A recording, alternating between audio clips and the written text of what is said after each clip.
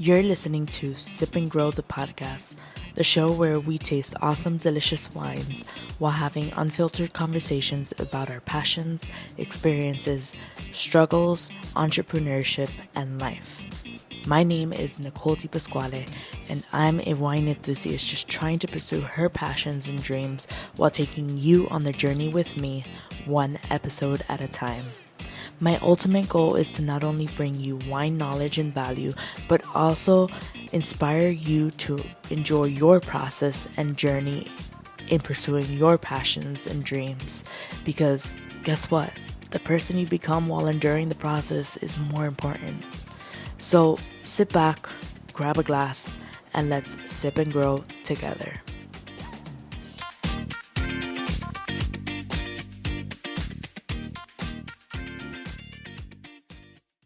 Welcome back to another episode of Sip and Grow with me, your host, Nicole DiPasquale. Today, we are going to get into something that I've actually been doing, working the harvest here at the winery I'm working at. It's called, they're called punch downs and pump overs. So this is part of the process of like once you collect the grapes from the vineyard and bring them in, and you process the grapes through what we call, there's like a machine that we use to kind of sort the grapes. So that's called the sorting table. So you make sure you take out any leaves or any grapes that might not look ripe enough to include in the mixture of the tank.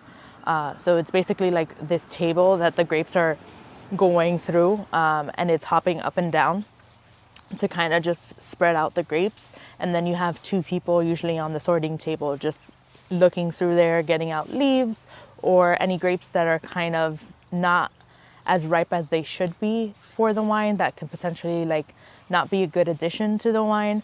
And then as it leaves that table, it goes up like a stair situation, and goes into the Destemmer. So the Destemmer, essentially what it does is it basically takes out the stems from the grapes, and then all the grapes drop through these little holes in the machine and go into our tanks. So the good thing about the tanks that we use here, they're an open top stainless steel tank. So all the grapes just fall directly into the tanks, and then we transport the tank back into the cellar and or the wine, the wine cellar, the cellar where we work. And then that's how we start the whole fermentation process, or winemaking process, as I should say.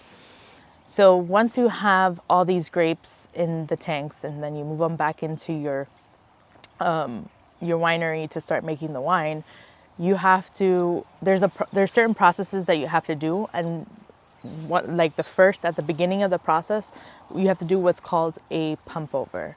So the reason why I wanted to go over this is because I actually never knew the detail that went into the winemaking process. So now that I'm experiencing it firsthand, I was like, why not talk about it on my podcast? And it's really cool. I actually enjoy it. It's a lot of hard work and heavy lifting, but it's super fun and I love every minute of it. So usually there's like this terminology, it's called cap. So when you put the grapes into the tank and they're like all basically out of the stem, so they're just a bunch of little grapes in there, there's the juice starts separating from, because during the fermentation process, it's going to start to produce carbon dioxide. So when carbon dioxide is beginning to produce within the juice and the grapes, the solids tend to rise to the top and create this cap of solids. So the solids are like the skins, any stems that were left over, the seeds. They're kind of the most important part that will add the flavor, the aromas, and like the body to the wine. So you don't want to essentially get rid of that. You kind of want to protect that. So there's this terminology in the wine world called cap management. And that falls into the categories of doing your pump overs and punch downs. And every winemaker does theirs, like their punch downs and their pump overs differently.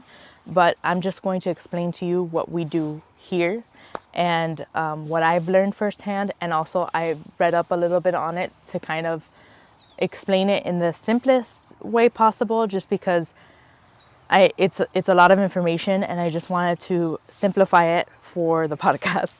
So the reason why we do pump overs is because you kind of want to, or let's start off with the process of a pump over. So one of the first things that we do once we get the grapes in the tank, in the cellar, we immediately do a pump over.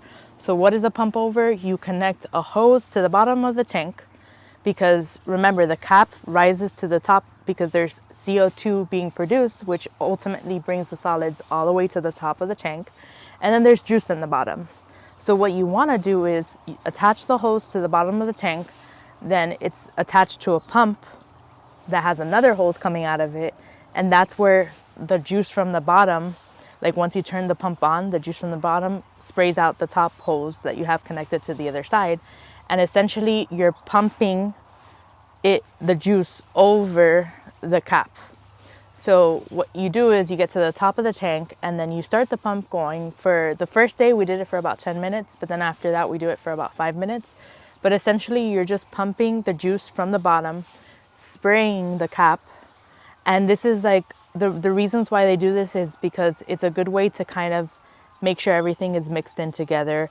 You have to make sure that the cap never dries out, because if the cap is dry, then there can be bacteria formed on there, or mold formed on there, and it's gonna give you things or problems that you don't really want to have within the fermentation process, because this is the most crucial part of the winemaking process, is making sure everything runs smoothly in your fermentation. So this is right before the juice starts fermenting, right? So if within the juice there are yeasts, and another reason why we do pump overs is because you're essentially introducing more oxygen into the juice by doing this pump over, and yeast need a healthy amount of oxygen to multiply. So in this stage it's really important to have a good amount of yeast, because you want those yeast to be healthy and ready for the fermentation process, because remember that yeast convert the sugars in the juice into ethanol, aka alcohol. So you need to make sure, because once fermentation starts, there's not much you can do. And this is another reason why when I was speaking to the winemaker here, we haven't really got into the process after fermentation yet, because we just have, I think we have like one tank that might be ready this week to finish. Like it might be, I think it's like about to finish fermentation, and then we can start transferring it into barrels, which I'll do another episode on that, just because I haven't necessarily done that yet, so I don't want to speak about it just yet. But essentially what he was saying is, like, before we started this entire process and received the grapes and everything, he was talking about how the only thing that they make sure to add is this, it's like a organic nutrients that they add in right before fermentation, because they want to make sure that the yeast are ready and have enough nutrients to survive the fermentation process. Because the last thing you want is for yeast to like kind of die off in the middle of fermentation, because then you're going to have a stagnant fermentation and it's not going to finish all the way through, and that can create a lot of problems for you, because essentially you won't produce the wine that you want to produce, right? So this is doing the pump overs not only multiplies your yeast, but it keeps them healthy because it gives them a healthy amount of oxygen, and this also helps you like evenly distribute the yeast within the wine, and it's just like one of those things that we do up until it starts fermenting. So when the juice starts fermenting, you do this thing called punch downs. So a punch down is essentially you're punching down the cap into the juice with like here we have it with a machine that you just literally like you go through each section and then you just press it down and it punches down into the, like through the cap into the juice. But There are certain wineries that do it hand, like they punch down with their hands, which I honestly don't know how they do that because it's already like a lot of work with this machine, so I can't even imagine doing it by hand.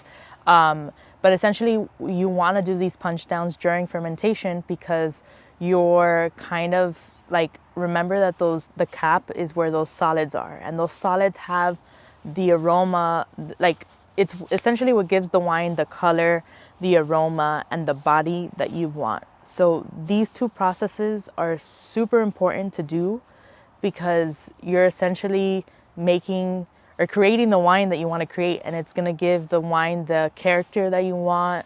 And if everything goes smoothly and everything runs smoothly, you'll ultimately create the exact wine that you want. So I think, was it, yeah, we did like pump overs the first 2-3 days, but when they started fermenting, is when we switched over to punch downs. And during the fermentation process, it's really cool because so the temperatures rise. There's a lot of CO2 being produced during fermentation, and also the temperature rises in fermentation. So the tanks will go from being at 64 degrees all the way up to 85 degrees. And the thing is, during fermentation, a lot of heat is produced because remember that the yeast, they're turning the sugars in the juice to alcohol. So that's the reason why it heats up, is because of that transaction happening. And also a bunch of CO2 is being produced. So it's really cool because when you're doing punch downs, you have to, or not you have to, you basically see like all the CO2, like you smell, well, you see it kind of like, it's almost like foggy. That's also because it's really hot as well. So like the combination of the CO2 and the heat makes like the grapes on the top, it kind of looks like it's all foggy and there's like smoke coming out of it. It's really, really cool. But yeah, I think we have, our first tank is going to finish this week. I believe on Tuesday is what my winemaker said. But it all depends on how the tank is doing when we get back into the office tomorrow. But then we're going to go through the process of transferring that into the barrels. So that's going to be really cool. But I figured I'd explain this to you guys because honestly, I did not know this part of the process of winemaking, and I thought it was really cool and interesting. And yeah, so today I actually have a 2020 vintage from Peterson. And as I was researching this wine, so this is, it's called Vignobles red wine. Vignobles is a French term for vineyard. I don't know if I'm saying it right, but it's spelled Vignobles. I'm saying it like if I were to say it in Spanish, but I'm not sure if that's how you say it in French, and I'm sorry if it's not. But this, I was looking into this wine to make sure to link it for you guys. And I realized on their website, they only have the 2018 vintage available right now. And their 2018 vintage was bottled in 2020. So that means that this one was bottled probably, well, it should say it on here. No, I don't see it on here. I don't see it on here, but I believe this one was bottled this year. Just because my amazing coworker Miguel, shout out to Miguel, he has donated a bunch of different wines to the podcast for me to rate and review, and this is one of them. And he basically has like, he just donated a bunch that he had multiple bottles of, and the reason why he has so many is because he helps a lot. Like, he's from here and he helps bottle wines for like different wineries across the county.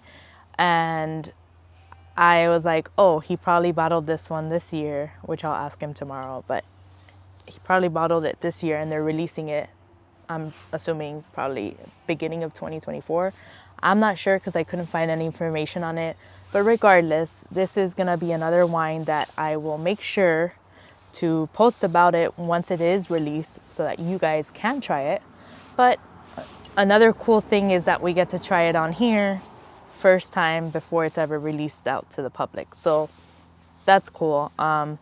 Since it's a 2020 vintage, it should be ready, but usually when they release wines to the public is when it's like their optimal time to be open and drank. I don't know the right terminology. But anyways, this is a blend of, it says 50% carnation, carinane. I don't know how to say that. Carinane, I believe that's a French grape because I've never even heard of it. That's another thing too. I'm going to start doing a lot more French wines on here. I'm just a little bit intimidated by them because I haven't drank many. So we're gonna break into that world. Don't worry, we're gonna do it. It's gonna happen. I already have some recommendations from friends in the wine world that I should start doing on here, so that will be interesting. But this is 50% carinane, 25% Syrah, and 25% Petit Syrah. So let us, oh, and it says bottled, unfined, and unfiltered. Okay, so let us, I feel like I can take this off this way. Let's try this. Let's try this bad boy over here. Ooh, it has like a secret saying on it here. Nullus moritus vina. If any of you know what that means, let me know. I'm kind of excited for this because I've never tried that grape, carinane, before. Again, I might be massacring the name, but I should have probably looked up how to say it before doing this episode, but it's okay. It's okay. This is all coming out natural as it should be. Ooh, I'm already liking the smell of this. Let's go ahead and pour this. Okay, very deep ruby red color. Let me bring out the white background over here. Ooh, it has like an intense, like plum ruby red color. It's aggressive. You need to calm down. As my co-worker, Marissa, I hope you're watching this episode or you listen to this episode, as she would say, you need to calm down. Anyways, let's go ahead and smell this. Well, hold on. Let me mix it up a little more so all the aromas get out.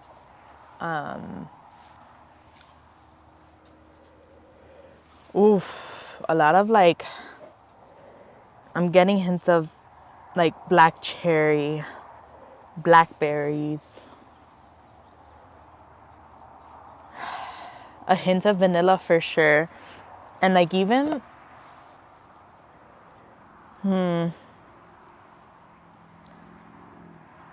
even like a, I feel like I say this all the time, but like cedar plank for sure is in there. Probably got that aroma from being in a oak barrel. That's the other thing too. Since I tried to look up the information on this wine and it's not yet released, I don't know how long it's been aged in the oak barrels, but I think it's safe to assume it was probably like I don't know, like a year and a half, a year, probably a little more than a year, probably like 2 years. I'm gonna say it was probably aged like 2 years, but this is information I do not know because I could not find because it's not yet released. So yeah, we're just gonna leave it at that. I'm even getting like hints of black licorice in there, and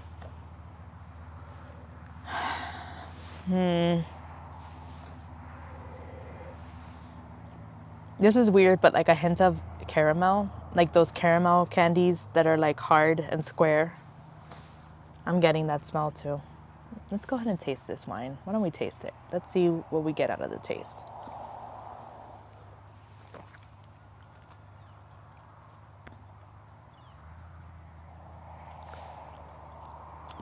Oh, I'm not mad at this at all. Okay. I'm going to say it's medium acidity. It's not super acidic, but it does have a hint of acidity in there. It's medium bodied, goes down very smoothly, so it has very light tannins, or like medium tannins, because it is a little bit heavier bodied than like, not heavier bodied. It is medium bodied, so it does have tannins in it, but it's not aggressive, that it's like drying your throat out. Hold on.